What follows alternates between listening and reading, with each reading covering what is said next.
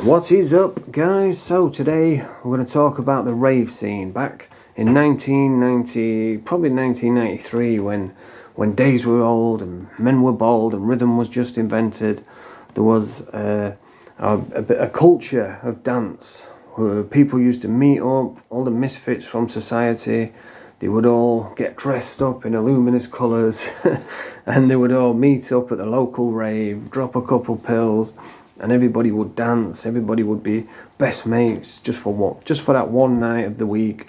And it was brilliant. It was amazing. And I'm going to talk about one night where a DJ who no one had ever heard of, who just appeared at the Doncaster warehouse, just tore the absolute roof off of it, and then just disappeared into obscurity. So yeah, that's what I'm going to talk about today. If you was back into the rave scene, I'm going to unlock some of those memories from better days. So I was into the rave scene before I messed up my whole life with drugs addiction, heroin addiction, alcoholism, homelessness, prison, all that miserable, horrible hell on earth. Before all that happened, I was into the rave scene, and my local rave was the Doncaster warehouse, and it was a brilliant night. People used to come from all over, and they used to meet up, they dress up with the luminous hats, and some people had whistles, some of them had glow sticks, and they would just have a really good time.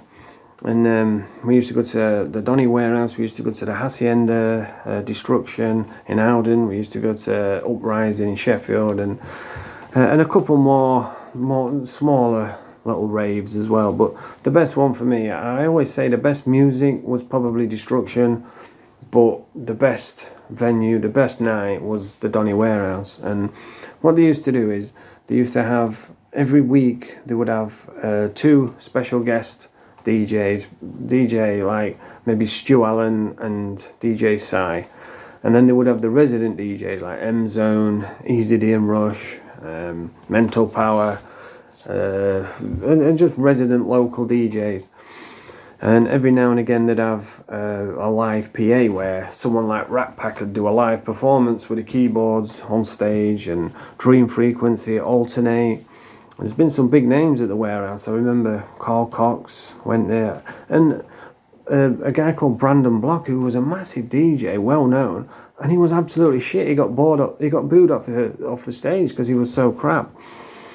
But yeah, they used to have like a couple guest DJs every week, and this one night, I can't remember what happened. I think what happened was there was supposed to be two DJs, let's say DJ Clarkey and DJ XL were the guest DJs, and one of them fell out and cancelled. So what they did is they brought in like a replacement DJ, and I remember they Tipexed it out because I used to have loads of flyers, but I sold them up, and they Tipexed his name out who didn't turn up, and they wrote in the replacement DJ, and he was a guy called DJ Madness. Now, back in the rave days, you knew who your favourite DJ was. Like, I used to like DJ Clarkey. He was really banging hardcore stuff, and you'd get people like DJ Psy doing piano classics, and DJ M Zone, who was just banger after banger, bouncy techno. So we all had our favourite DJs, but you knew all the DJs, you knew the names off by heart, because we all had the tapes, Pleasure Dome tapes, Dreamscape, Fantasia, so we knew all the DJs. But this one guy called DJ Madness, no one had ever heard of him. I'd never heard of him, and he was like a late replacement. So what I used to do is I used to buy two pills, because back then they used to be 15 quid each, and you only really needed one. Like, you hear people talking now and they'll say, oh yeah, I had 12 pills, $12, I had 12 Mitsubishis. It's like, there's no way if you've had a proper pill that you've had 12. Because back then there was proper pills, and like I would have one when I first got there around 11 o'clock. I'd be up bouncing, having a good time, and then around 1 o'clock, that's when the guest DJ would come on, and so that's when I timed it to drop my next pill. And we used to have MCs, like the local MCs, with JD Walker, rest in peace, he's dead now, and MC Nats, and a couple of us like MC Rush and MC Jax and MC Kruger. I was used to enjoy listening to him. He wasn't very good at MCing, but he was entertaining. But everybody's favourite back then was MC Nats. He was such a big, tall, imposing figure, and he would go on stage and he'd be dressed with his little, I think he had a gold tooth, and just, he was really tall. He must be like 6'7" or something like that. And he used to come onto stage and he used to do his own little show, you know. He'd be like, rig-a-dig-dig. And if anybody wasn't like dancing, he would put it on him and say, "Here, you, if you're not dancing, chill out rooms upstairs, go on." And then he'd evict them upstairs. And I remember the first time I ever heard MC Nats, absolutely ages ago. It was on a tape called, a DJ called Bad Boy T. And on the tape, the crowd must not have been dancing. So Nats has come on and he said, "Listen, we've just travelled 200 fucking miles to be here tonight. So if you lot don't start dancing, then we're fucking up for home." And that's what sort of MC he was, you know. He got all the crowd involved and he did his own little like performance on stage, you know. He'd be like 5, 6, 7, kicking it, and then do a big kick in the air and get everybody involved in it. So it was really good, really good MC. Everybody used to look forward to MC Nats, and I think he's still going now. And anyway, yeah, around 1 o'clock, that's when I dropped my next pill, ready for the next DJ. And he came on stage, and Nats had said, "Right, this is the last one from DJ M Zone." So that's when you know, right, time to have the next pill for the next DJ.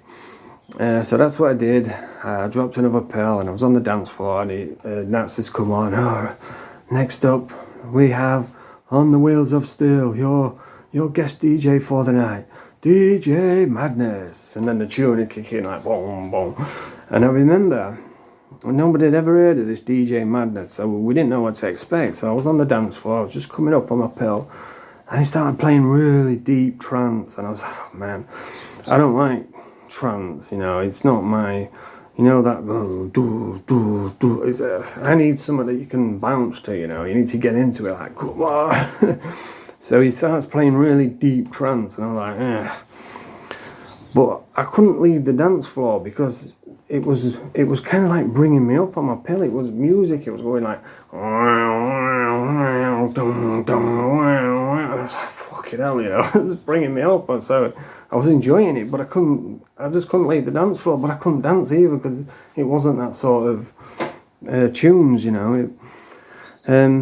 But anyway, I'm on the dance floor, and then he starts putting it up a bit, you know, getting it a bit faster, and then it's like going, wow, wow, wow, you know, and you're bringing you up again, and you're on your pill. It's like, fuck, you know.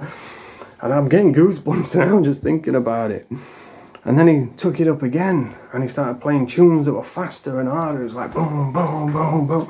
And I remember as plain as I could see it now, right? Everybody was off their head on pills, and he played these tunes. He started off with a trance, and then he took it up, and then it got faster and harder, and then he took it up again, and by the end of it, it was just proper banging hardcore. And I remember looking round, and people were just stood there holding their heads because they didn't, you know, never heard out like this before.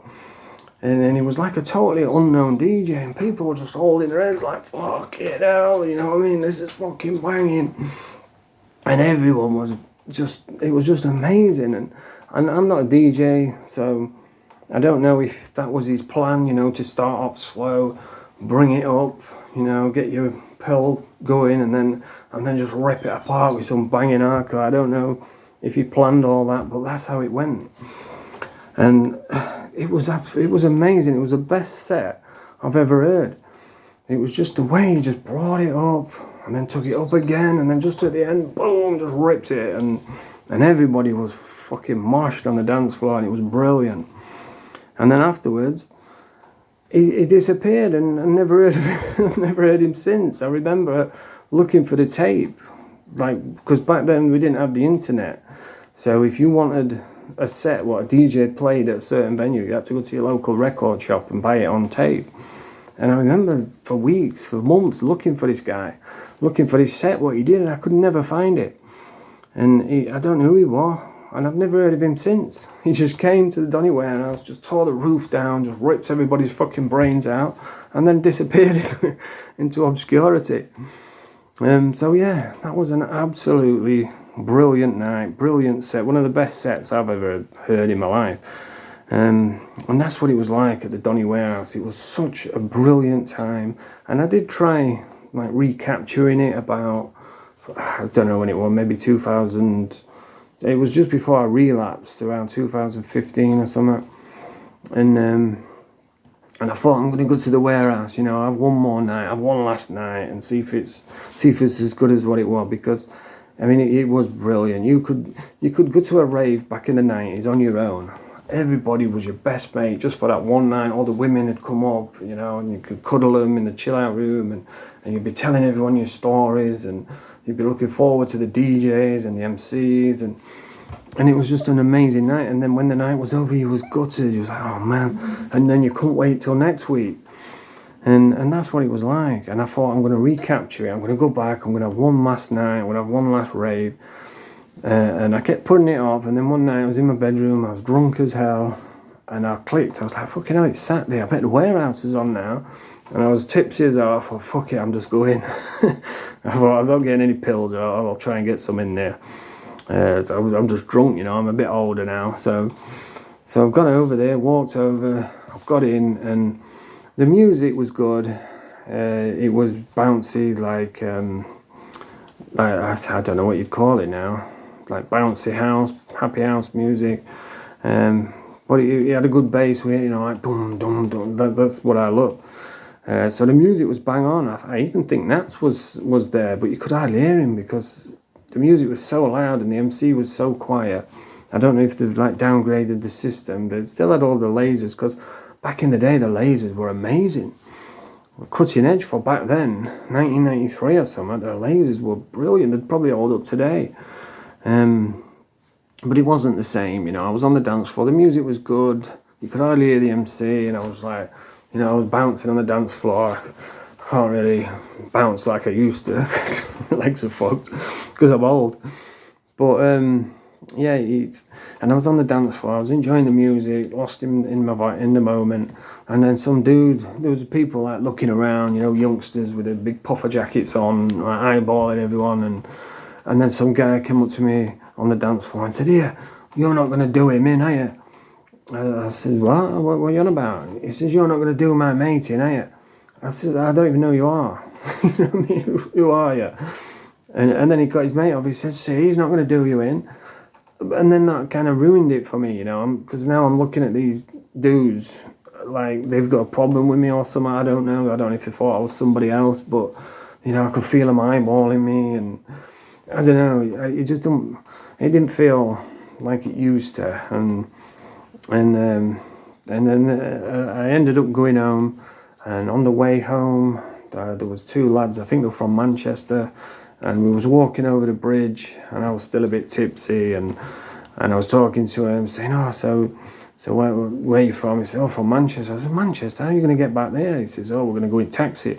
I said, "That's going to cost loads." And he pulled a knife out. He said, "It's not going to cost no." And I was like, fucking hell, they're going to go and rob this taxi driver with a fucking blade. Back when I was going to the warehouse, nobody had any weapons. I don't even remember one fight. I think I remember one fight in the whole time there, and that was someone who had a personal problem with one of the MCs, so he's jumped on, ran up and whacked him. And if I remember right, I think 007, one of the DJs, jumped in and grabbed him up. But yeah, that was the only time I really saw any violence. So for me to go now, and there's people like eyeballing you, people thinking you're going to do them in, or they're going to do you in, and it's just not the same. And then to cap it all off, these guys, I mean, they was all right with me, but they're pulling knives out, and back in my day, you didn't have techno knives, you didn't have any weapons, you didn't have to eyeball everyone. Everybody was fucking together. We was all one big family for that night. And, we was all, even the drug squad. I remember the drug squad. You can always tell a drug squad because they've either got an hamburger or a big puffer jacket on. You can just tell them that they're undercover drug squad. Because everyone else is bouncing and buzzing, and they're just stood there watching what's going on. And I remember I was in the warehouse where there's like a hole in the floor where you can stand and look over at everybody stomping. And the drug squad was just looking down. He looked over to me. He says, "You know what?" He said, "I can't believe it." He says, "All these people here, there must be over 1,000 people here." He says, "They're having a fucking awesome time." He says, "It's brilliant, isn't it?" And I had two, because you used to have those Vex vape, you know, those Vex things where you go, I forget what you call them, Vicks or something. He's talking to me, I had two of them, and I was like, "Yeah, mate," it's fucking banging. And yeah, and they just weren't the same. And I suppose the next generation will probably enjoy it and think it's good, but for me, I don't think you could ever replicate what we had back then. It was just amazing. I feel sorry for those that missed it, I really do. And it was the best times of my life. But anyway, that's the video for today. I hope I've unlocked a few memories for all you old school ravers out there. I'm still in touch with a few people that I used to go to the raves with as well back then. A lot of them are messed up on drugs like me, or like I was. But yeah. But anyway, if you like this video, press the thumbs up and subscribe to the channel. Nerf the Pat.